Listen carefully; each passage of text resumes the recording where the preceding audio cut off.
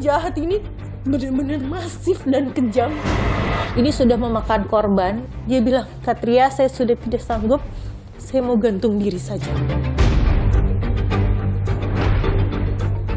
Kerugian aku tuh hampir mencapai 60.500.000. Oh my God, ini gimana caranya aku membayar hutang aku dengan kondisi aku seperti ini? That's why itu kepikiran lah, sepemikiran yang suicide. Pelaku memberikan pekerjaan freelance online, calon korbannya itu cukup masif karena ya banyak orang yang memerlukan pekerjaan, memerlukan tambahan finansial.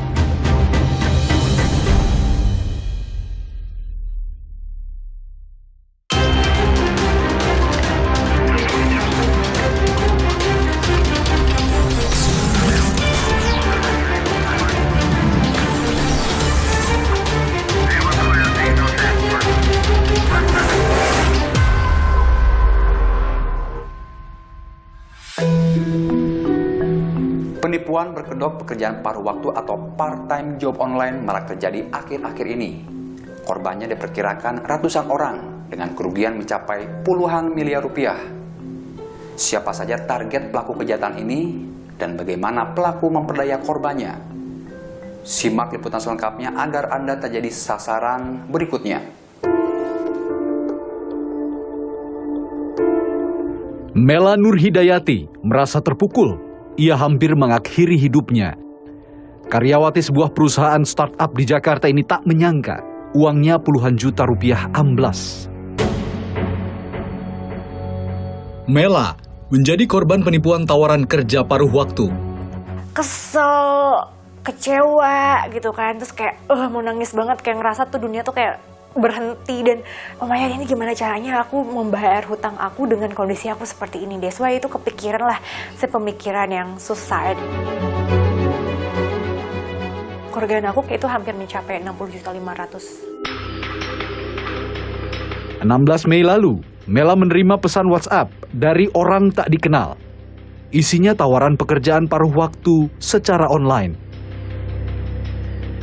Dan dia katanya tahu nomor aku dari database Jobstreet dan menawarkan freelance online. Aku nanya kan, pekerjaannya seperti apa ya? Terus dia baru menjelaskan bahwa pekerjaannya gampang kok Kak. Cukup nge-follow dan like Instagram, nanti dapat fee antara 40 sampai 288 ribu. Bagai mendapat durian runtuh, tanpa pikir panjang, Mela menerimanya. Saat itu ia memang sedang mencari kerja tambahan. Mela tak curiga sedikit pun. Apalagi tugasnya hanya memfollow 3 akun Instagram dan like postingan akun tersebut. Begitu tugas selesai, Mela langsung mendapat komisi antara 40 hingga 90 ribu rupiah yang ditransfer ke rekeningnya. Aku awalnya kayak tidak ada curiga sama sekali karena memang pekerjaan itu memang ada gitu kan di berbagai situs pencari kerja atau freelance. Setelah itu aku langsung dapat rewardnya. Rewardnya tuh langsung masuk seketika itu juga ke rekening aku. Setelah itu pelaku meminta Mela mentransfer uang deposit.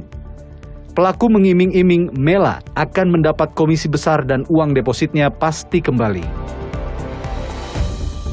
Mela mulai curiga saat pelaku tidak lagi mentransfer uang komisi, tidak pula mengembalikan uang deposit seperti yang dijanjikan.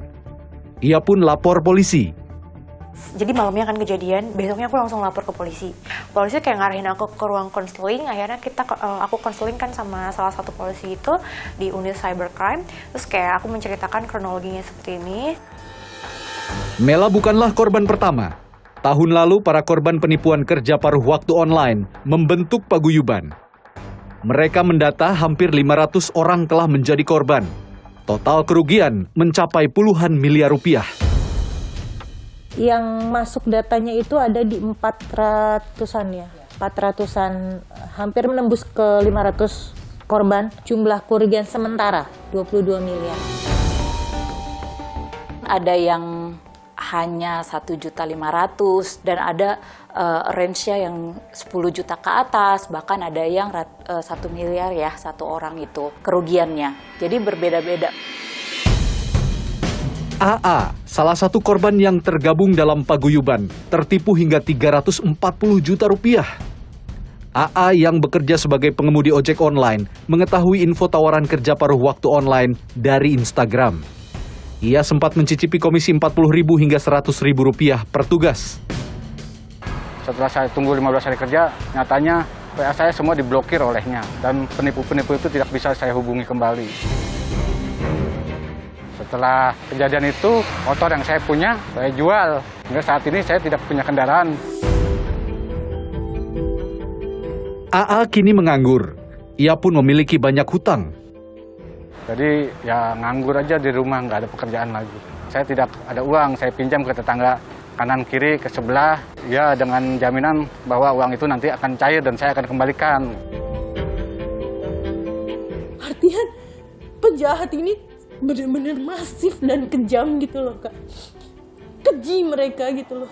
Sampai kami katakan kami sudah tidak punya uang. Mereka mengarahkan kami untuk pinjam online. Paguyuban korban penipuan kerja paruh waktu online berkomitmen membawa kasus ini ke ranah hukum. Saudara, saya berada di depan gedung Direktorat Reserse Kriminal Umum Polda Metro Jaya. Saya akan menemui korban penipuan berkedok pekerjaan part-time online yang membuat laporan di kepolisian.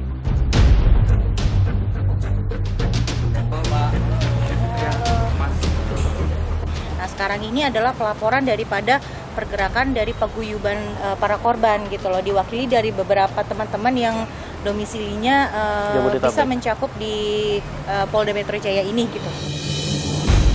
Meski paguyuban telah didirikan sejak tahun lalu, korban baru terus berjatuhan. Awal Mei lalu, seorang petugas penanganan prasarana dan sarana umum Kelurahan Menteng, Jakarta Pusat melaporkan kasus serupa ke Polda Metro Jaya. Ia merugi Rp28 juta. Sementara di Jakarta Utara, seorang karyawan yang ingin mendapatkan cuan dari kerja paruh waktu online tertipu hingga Rp50 juta. Penipuan pekerjaan paruh waktu online terus berulang. Bagaimana pelaku memperdaya korban? Walaupun di awal mereka benar-benar memberikan komisi kepada korban itu dengan atas nama perusahaan.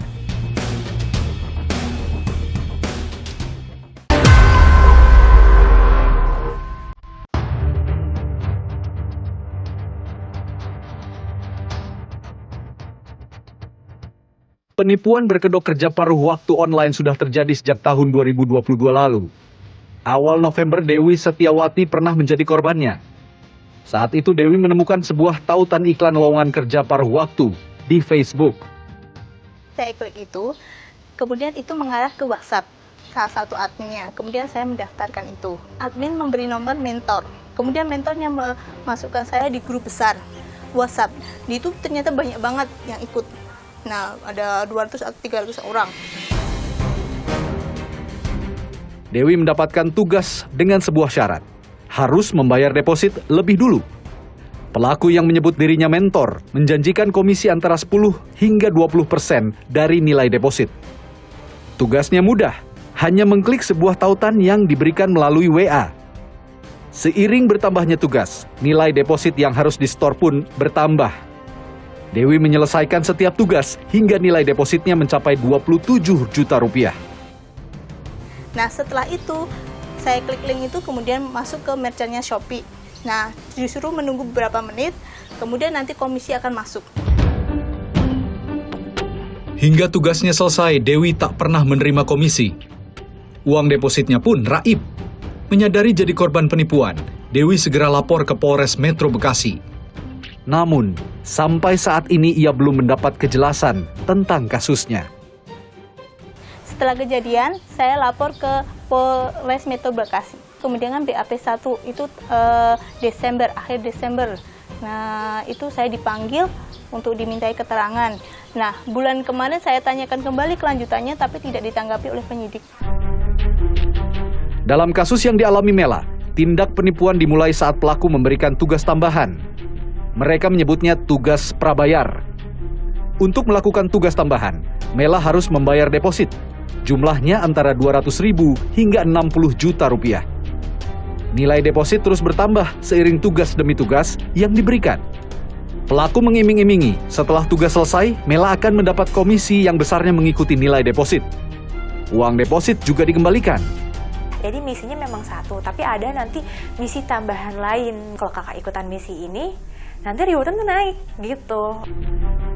Namun, akhirnya Mela harus gigit jari. Pelaku tak pernah memberikan komisi, apalagi mengembalikan uang deposit. Seperti korban lainnya, Mela tak bisa berbuat apa-apa. Pas udah transfer tuh kayak, aduh ngerasa feeling tuh udah nggak enak tau nggak sih, kayak nggak ada nih kerjaan yang harus transfer kayak gini terus, dan ini nominalnya udah makin besar gitu kan. Dan aku tuh kayak ini harus stop deh, kayaknya ini harus stop gitu kan. Cuman kenapa aku tetap lanjut? Karena pertama, uangku di situ semuanya. Jadi kalau misalnya aku nggak menyelesaikan misi, uang aku kan ditahan.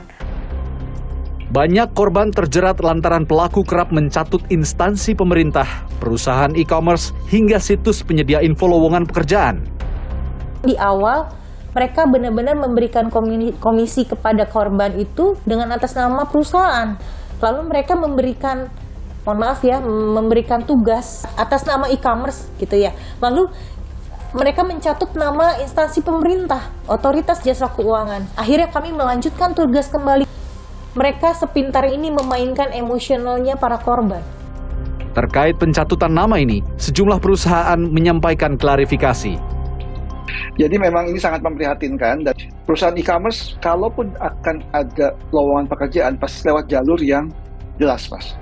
Ya, jadi ada lewat misalnya website khusus untuk karir, atau lewat iklan di media massa, atau kalaupun di sosial media dari masing-masing e-commerce. Yaitu yang namanya dia memanfaatkan nama besar. Tapi sekali lagi, walaupun sudah banyak langkah-langkah yang dilakukan, langkah pencegahan, tetap aja masih ada pihak yang tidak bertanggung jawab ya, yang bisa melewati sistem tersebut, terutama jika penyalahgunaannya baru terlihat tanda-tandanya setelah proses rekrutmen yang dilakukan di luar platform. Informasi lowongan kerja paruh waktu online banyak beredar di medsos. Di antaranya terselip penipuan. Kami mencoba menelusurinya. Informasi mengenai lowongan pekerjaan paruh waktu atau part-time online tersebar luas di media sosial. Saya akan menelusuri informasi lowongan tersebut, apakah benar atau penipuan. Saya menemukan iklan pekerjaan paruh waktu online di Facebook. Saya pun mengirimkan pesan melalui WA. Pesan saya dibalas. Saya ditawari pekerjaan sampingan di salah satu perusahaan e-commerce terkenal. Si pelaku yang menyebut dirinya mentor memberi tugas agar saya mengklik tautan toko online, lalu meminta saya mentransfer uang sebagai modal. Nilainya sesuai harga produk yang muncul di toko online tersebut. Jika tugas selesai, komisi akan diberikan sebesar persentase tertentu dari modal yang saya setor. Hingga tugas kedua, saya mendapat komisi 20% dari modal di store. Pada tugas ketiga, jumlah modal yang harus disetor naik. Saya sempat menego. Modal dan komisi saya malah ditahan. Saya pun sempat menelepon nomor WhatsApp tersebut, namun tidak diangkat. Hasil penelusuran kami menunjukkan informasi mengenai lowongan kerja part-time online yang kami temui di media sosial ternyata tidak benar alias penipuan. Modal yang sudah saya kirimkan sebanyak 262.000 beserta janji komisi sebanyak 20% ternyata tak dikirimkan. Seperti pada kasus penipuan lainnya, pelaku penipuan kerja paruh waktu menjalankan teknik social engineering agar para korban mempercayai pelaku. Teknik social engineering yang perlu kita tahu adalah mereka melakukan penipuan dengan cara mendapatkan kepercayaan kepada calon korban. Mendapatkan kepercayaan itulah salah satunya kan caranya itu mengaku dari pihak perusahaan besar, menampilkan informasi-informasi, dokumen, sertifikat apapun itu. Masyarakat yang kurang waspada rentan jadi korban penipuan. Memang orang tertentu yang pada titik tertentu itu mudah tergiur, mudah terbujuk, gelap mata, melihat something itu tidak seperti too good to be true, merasa percaya aja dan tergiur dengan skema yang diterapkan oleh pelaku di awal. Banyak korban penipuan pekerjaan paruh waktu yang telah melapor ke polisi. Namun, hingga kini kasusnya tak kunjung jelas. Kalau kami presentasikan dari para korban dari 100%, kurang lebih 70% dari para korban yang sudah melapor, baik itu ke Polres tempat ataupun Polda, gitu. Mereka hanya sampai di BAP 1 dan BAP 2, yaitu interview dan pemanggilan saksi. Hanya sampai sebatas itu. Berlarut-larutnya penanganan kasus mendorong Kompolnas angkat bicara. Kalau kasus ini sudah tersebar lintas wilayah, tentu saja Mabes harus turun tangan. Atau ini sudah menjadi perhatian publik, Mabes turun tangan. Kami Kompolnas akan ikut membantu untuk memantau ini dan mendorong agar proses ini berjalan dengan cepat. Kami akan komunikasi dalam hal ini dengan Barreskrim tentu saja. Lantas, apa yang harus dilakukan agar tak jadi korban? Dia bilang, Katria, saya sudah tidak sanggup, saya mau gantung diri saja.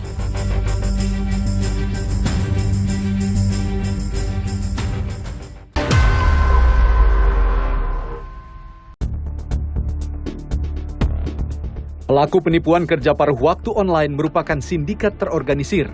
Meski telah memakan banyak korban, sindikat ini belum terungkap hingga saat ini.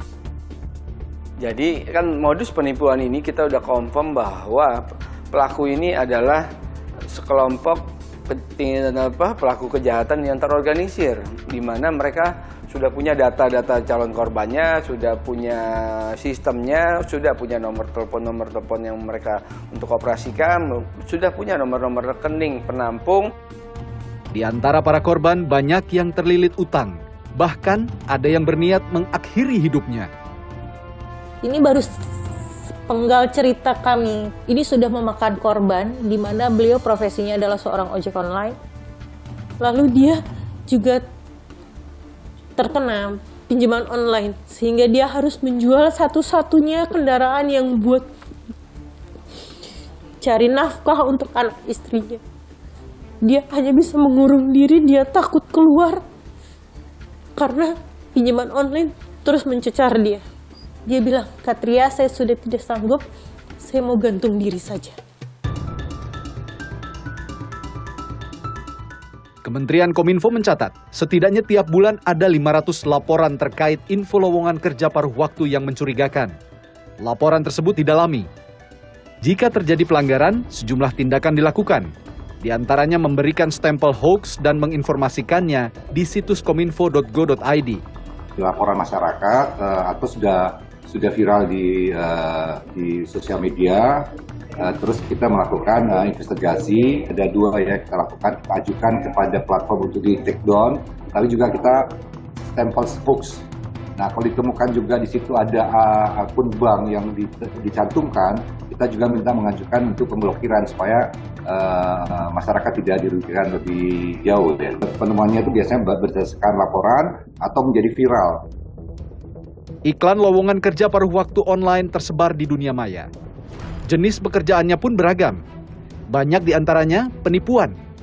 Masyarakat mesti mengenal ciri-cirinya. Pada saat mereka menghubungi melalui WhatsApp atau melalui telepon gitu, mereka biasanya tidak mencantumkan nama Anda, perusahaan yang dikenal, namun Anda nggak pernah melamar ke perusahaan tersebut. Tiba-tiba nelpon bilang bahwa kamu bisa diterima kerja. Tidak ada satu perusahaan pun yang minta uang kepada kandidat pada saat wawancara untuk bisa diterima bekerja. Agar terhindar dari penipuan kerja paruh waktu, masyarakat mesti waspada dan berpikir logis. Keywordnya adalah jangan mudah tergiur. Penawaran apapun dari siapapun, kalau tidak masuk akal. Kalau ada penawaran mengatasnamakan instansi ataupun perusahaan apapun, kita cek ulang, kita cek kepastian. Sering-sering aja cek nomor rekening ataupun nomor telepon. Apakah nomor telepon itu pernah digunakan untuk penipuan atau tidak? Ketika kita mau transaksi harus Kini, para korban terus berharap polisi dapat mengusut tuntas kasus mereka dan kerugian para korban dipulihkan. Terus untuk penegak hukum, aku juga minta untuk penegak hukum untuk mengusut kasus ini dengan tuntas, karena ini kasus yang tadi aku bilang, ini kasus kasus biasa, tapi ini kasus kompleks. Saya mewakili teman-teman daripada para korban yang tersebar di seluruh Indonesia, bahkan ada di luar negeri sekalipun. Kami berharap bahwa pelaku bisa tertangkap dan diadili, lalu di persidangan itu asetnya bisa dibukukan, lalu dilelang dan dikembalikan kepada para korban. Waspadalah terhadap tawaran kerja paruh waktu online yang menjanjikan bonus menggiurkan. Apalagi jika pencari kerja diharuskan mentransfer sejumlah uang pada si pemberi kerja. Kenali modus kejahatan yang dekat dengan keseharian Anda agar tak jadi sasaran berikutnya. Ikuti terus perkembangan pemilu melalui Kompas TV independen terpercaya.